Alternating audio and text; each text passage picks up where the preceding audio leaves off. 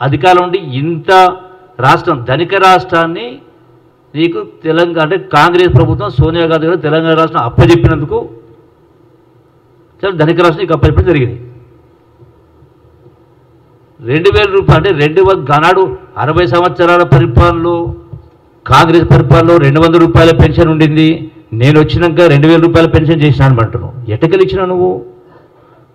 తెలంగాణ రాష్ట్రం ఇచ్చినందుకు, హైదరాబాద్ కేంద్రంగా ఉన్నందుకు, మిగులు రాష్ట్రం ధనిక రాష్ట్రం అయినందుకు, అధిక ఆదాయం వచ్చినందుకు ఆ 2000 రూపాయల పెన్షన్ ఇచ్చుడొచ్చు.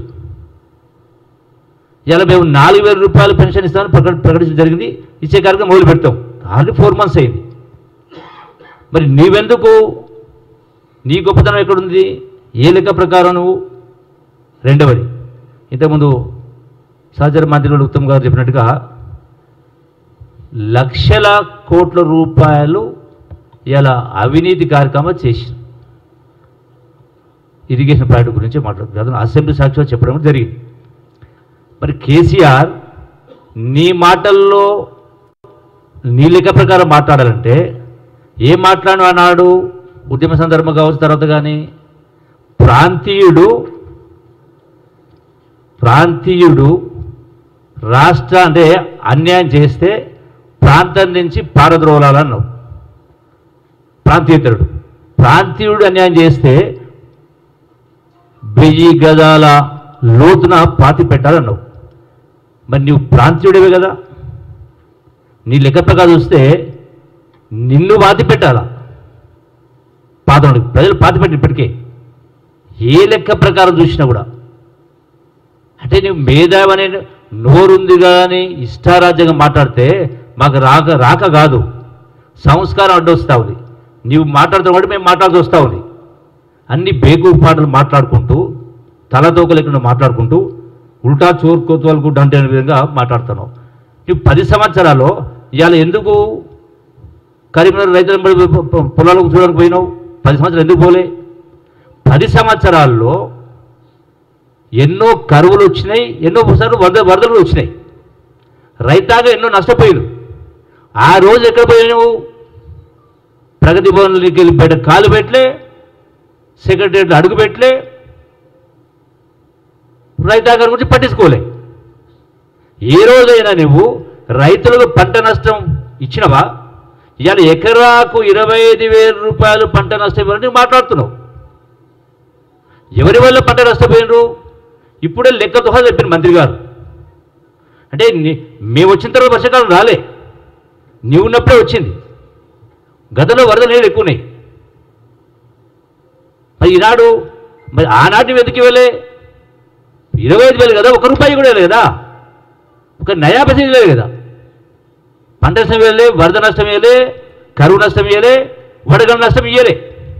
అయినా కూడా ఇలా ఆడిపోసుకుంటారు, విమర్శిస్తారు కాంగ్రెస్ పార్టీని. కాంగ్రెస్ పార్టీ గతంలో రైతాంగానికి సంబంధించి కరువు వచ్చినా పంట నష్టం ఇచ్చింది, వరద వచ్చినా పంట నష్టం ఇచ్చింది, రైతులకు వివిధ రకాల సౌకర్యాలు కల్పించింది. 1 కాదు 2 కాదు. ఈ రోజున నీవు ఏ రోజు కూడా ప్రజల గురించి పట్టించుకోకుండా ఫామ్ హౌస్లో వండుకొని ఇష్టారాజ్యంగా పరిపాలన చేసి మాట్లాడుతాను. ఇప్పుడేమంటాడు? ఎక్కడ ఇబ్బందులు వచ్చినా గద్దెల లెక్క వాళ్తా అంటున్నావు. గద్దెల లెక్క ఇయ్యాల వాలేంది? ఆల్రెడీ 10 సంవత్సరాలు వాలినరు, కథలను గద్దెలక ఎత్తుకపోయారు. నీవు, నీ కుటుంబం, నీ వంది మాగదు. అందుకనే కదా ఈనాడు ఈ పరిస్థితి వచ్చింది. అప్పులు కుప్పం చేసి పెట్టి బంగారు పల్లెలో అధికారం అప్పచెప్పి మాట్లాడారు, అప్పులు కుప్ప చేతికిచ్చి. అయినా కూడా మా ప్రభుత్వం సోనియా గాంధీ గారు చెప్పిన ప్రకారం ఈనాడు రాష్ట్ర రేవంత్ రెడ్డి గారి నాయకత్వాన ఇలా చెప్పినటువంటి 6 గ్యారెంటీలు ఇప్పటికే 5 గ్యారెంటీలు మనం ప్రారంభించడం జరిగింది. ఇస్తూ ఉన్నాం, ఒక్కొక్కటిగా ఇస్తూ ఉన్నాం. 4 మాసాలకే నీ ఉలికులికి పడతా ఉంటే ఏమనాలి నిన్ను? నిన్న కూడా మాట్లాడు, ఎన్ని కుర్చేసుకొని మేడిగడ్డలో నీళ్లు పంపింగ్ చేస్తాను. నీవు కుర్చేసుకొని చెప్పిన మాట చాలా ఉన్నాయి. మా పాలమూరు జిల్లాలో కుర్చేసుకొని కట్టిస్తానని మాట్లాడినావు. గట్టు ఎత్తిపోతల పథకం ఎక్కడ పోయింది కూర్చి 10 ఏళ్ళకి వెళ్ళి పనులు ప్రారంభం కాలే 10 సంవత్సరాల తర్వాత. తుమ్మిళ్ళ లిఫ్టు 10 సంవత్సరాలు అవుతుంది. 82,000 ఎకరాలు నీళ్లు బారాల, ఇలా 20,000 నీళ్ళు వస్తలేవు.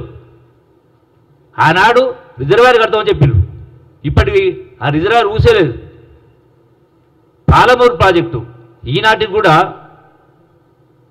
ఇలా ప్రారంభం చేస్తూ జాతికి అంకితం చేస్తున్నాను.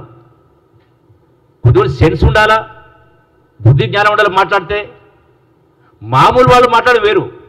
10 సంవత్సరాలు ముఖ్యమంత్రి హోదా ఉండి జాతికి అంకితం చేసినవా? ఏం అంకితం చేసినావు? నీ వాడికి పోతా అంటే నాకు మిడిగడ్డ కాడి పలమూరు కాడి పోదాంపా. నీ తలకింద తపస్సు చేసినా అది ఇప్పటివరకు ఫస్ట్ లిఫ్ట్ నుంచి సెకండ్ లిఫ్ట్ వరకు కినాలే లేదు. వరుసగా 5 లిఫ్ట్లు ఉంటే ఒకటి కూడా మొదలు కాలే, ఒకటి పంపింగ్ కాలే. ఒక మోటార్ ఆన్ చేసి నీళ్ళు ఇచ్చి ఇలా అడ్మినిస్ట్రేషన్ ఇవ్వలే, కాలువలకు కానీ ఇతరత్ర ఇప్పుడు ఈనాడు కూడా ఇవ్వలే. ఈరోజున మిషన్ భగీరథ గురించి మాట్లాడుతున్నాడు కేసీఆర్. తాగునీటికి సంబంధించి నీ నిర్వాహకం వల్లనే కదా ఒక ఇరిగేషన్ ప్రాజెక్టులో కాదు ఇందులో కూడా వేల కోట్ల రూపాయలు కుంభకోణం జరిగింది మిషన్ భగీరథలో.